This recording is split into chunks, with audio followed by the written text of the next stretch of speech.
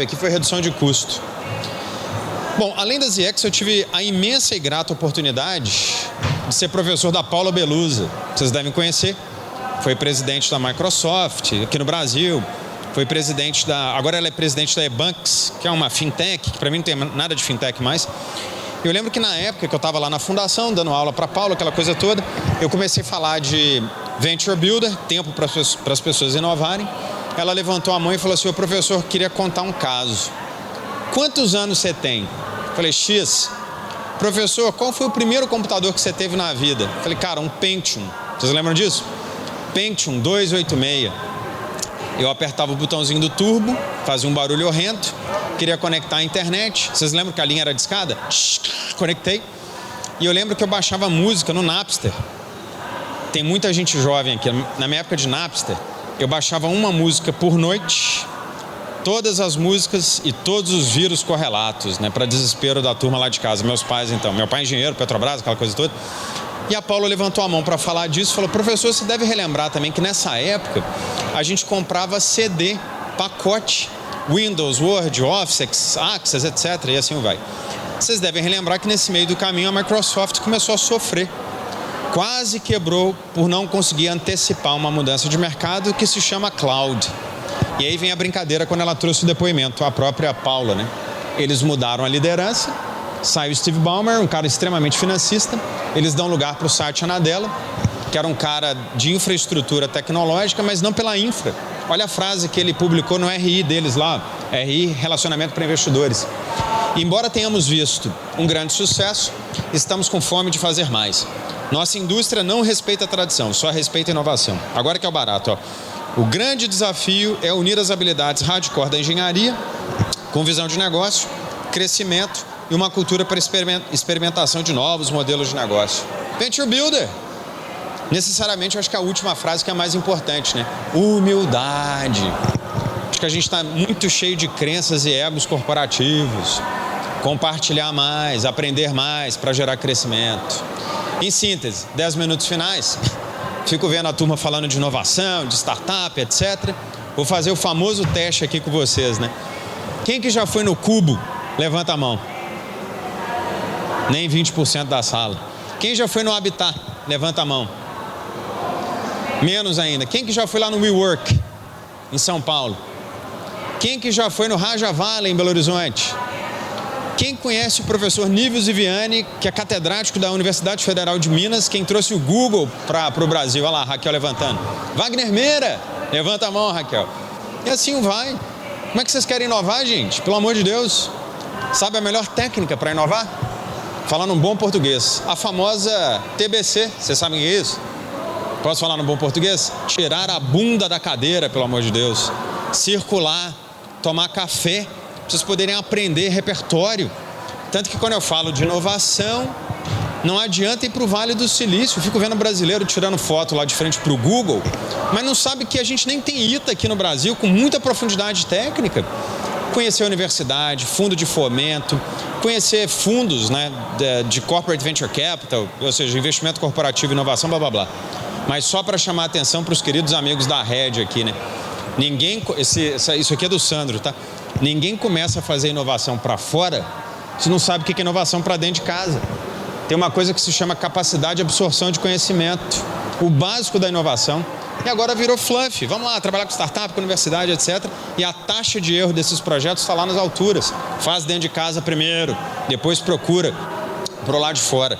Fazer para fora ou fazer para dentro, e fazendo a ponte aqui com a Gláucia já, eu queria só chamar a atenção para vocês que fazer planejamento estratégico de inovação, 3 pontinhos. Acorda aí quem está com pouca energia. Ninguém faz planejamento estratégico de inovação utilizando a boa e velha matriz SWOT-BSC, tá? Só para chamar a atenção aqui para alguns. Quem faz planejamento de inovação gosta de utilizar uma técnica simples, né? Que se chama zoom in, zoom out, que é lá ou seja, um professor do MIT. O como que eu gero inovação dentro de casa, ou seja, projetos de curto prazo que se pagam no tempo para a gente ter sobra de capital e investir no futuro. Ou seja, eu vou fazer uma analogia com vocês aqui, para quem gosta de aplicação financeira. Como é que é o seu nome aqui na minha frente? No seu aqui de camisa vermelha? Carol, isso. Carol tem R$1 milhão no banco. Carol, aliás, no Rio é porque tem 2, 10, assim vai. Tem R$1 milhão. Você vai ligar para o seu gerente e vai perguntar, olha, o que eu faço com esse dinheiro? Se for um gerente convencional, vai falar assim, 70% da renda fixa, sei lá, 20% na variável, 10% multimercado. Você não concorda que a mediana desse dinheiro no tempo é que vai determinar o seu delta de aposentadoria lá no futuro? Mesma coisa para inovação. Quanto que a gente gera de caixa com a atividade operacional para sobrar dinheiro e reinvestir no futuro? Desde que eu tenha um funil muito bem estabelecido de ideias, o famoso stage gate da inovação, pessoas gerando ideia para isso virar um portfólio de projetos. Isso aqui a Glaucia vai falar para vocês melhor do que eu daqui a 5, 10 minutos.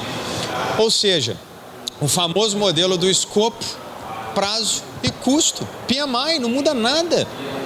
Ou seja, o quanto que eu consigo avaliar projetos, critérios de avaliação e resultado. Para terminar, mais importante do que isso, se eu pulo, quando a gente fala de inovação, que é esse daqui, ó, a gente deveria entender o famoso modelo do portfólio de projetos. Esse troço é antigo para danar. Tudo quanto é professor de inovação fala disso. Mas a velha e boa pergunta, né? O slide está poluído, né? Mas vou direto ao ponto aqui, ó. O quanto que nas empresas que vocês atuam, o quanto que vocês têm clareza do percentual da receita líquida que sai lá para os investimentos em inovação? Vamos lá, média Brasil. Se eu pego os dados do IBGE, a empresa brasileira está investindo 1,2% no máximo da sua receita líquida para inovação. Quando a gente pega os dados do Fórum Econômico Mundial, as 30 empresas mais inovadoras aqui do Brasil têm investido algo em torno a 6% da receita líquida. Vou repetir, as 30 empresas mais inovadoras do Brasil investem em média 6% da sua receita líquida para inovar. Quer dizer que montante do dinheiro é igual qualidade para inovação? Não. Tem uma relação, mas que não quer dizer que é absoluta.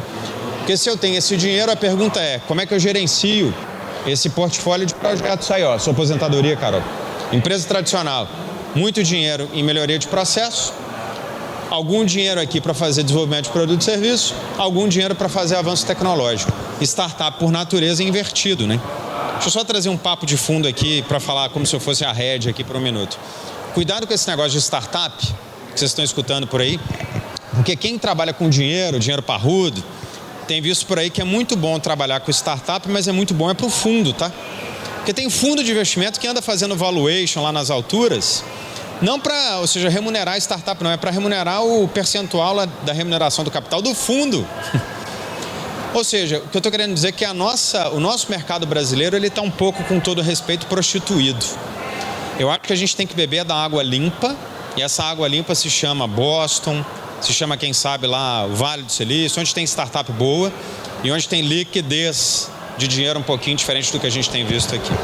Para terminar, eu acho que a pergunta que vocês deveriam ter seria essa daqui. Diante de tudo que a gente está falando nesse, como se fosse pocket show aqui, qual é o call to action que vocês têm para vocês, necessariamente para as empresas que vocês atuam?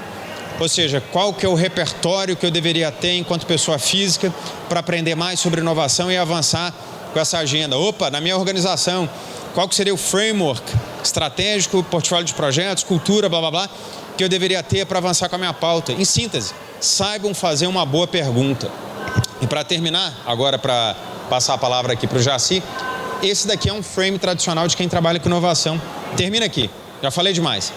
Ninguém fala de inovação só por uma ponta, tem que entender o todo. Vou relembrar, inovação começa aqui, ó, com P&D. A grosso modo, P&D despesa né? Então quem trabalha com P&D tem que trazer resultado. Gosto muito dessas companhias aqui, ó, parceiras nossas lá da fundação, da Dom Cabral. Óbvio que a gente tem que entender de aceleração e incubação, fazer parceria com startup, fazer investimento com startup. Eu gosto mais do lado de cá, ó. O custo de oportunidade para quem trabalha com CVC, M&A, etc., é muito melhor aqui, ó. Ou seja, o quanto que a gente está desenvolvendo estratégias e frameworks, como diz a turma da consultoria, para trabalhar com investimento corporativo, que, de novo, foi a apresentação mais cedo aqui da Red, que vai ser a apresentação daqui a pouco da Deloitte, para ter algum tipo de resultado, fundamentalmente capabilities, conhecimento. Pessoal, quem quiser entrar em contato, meu e-mail, hugo.tadeu@fdc.org.br. Eu só queria chamar a atenção para vocês que acho eu que a gente deveria ter repertório. Jaci, repertório. Fico vendo muita gente por aí afora falando de inovação, como também fico vendo muita gente por aí afora, sem nenhuma análise crítica de quem fala, pelo amor de Deus. Falando em exponencialidade, falando disso tudo. No outro dia eu estava numa reunião e perguntei para uma pessoa: bicho, você já estudou engenharia alguma vez na sua vida? Porque até a função exponencial, ela tem um determinado limite.